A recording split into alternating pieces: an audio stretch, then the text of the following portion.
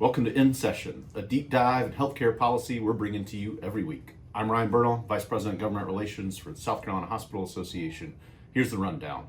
Out the gate, our lawmakers wasted no time getting right into the mix. The governor released his executive budget on Monday, and on Wednesday, the House Ways and Means Committee heard testimony from three of our healthcare agencies, the Department of Social Services, the Department of Public Health, and HHS, our Medicaid agency.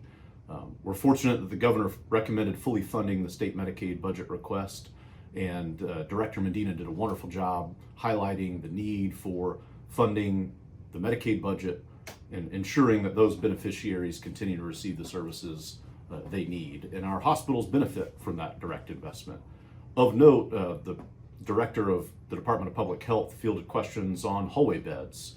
Our emergency departments are complex operations. There's a lot of need, a lot of demand, and we need flexibility to ensure that patients retain access.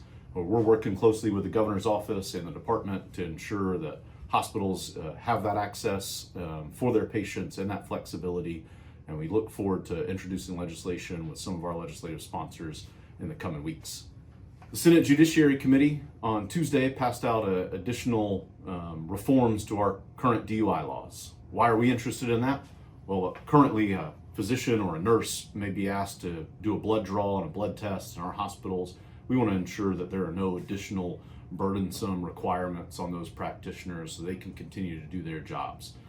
It's a priority for Senate leadership. We commend them for that. The Senate set that for special order this week, so they'll be debating that on the Senate floor next week. In addition, we've got a couple things coming up. Next Tuesday, the House 3M Committee, their Healthcare Budget Subcommittee, will hear some testimony on several pieces of legislation that we're tracking, one of which is a physician non-compete bill.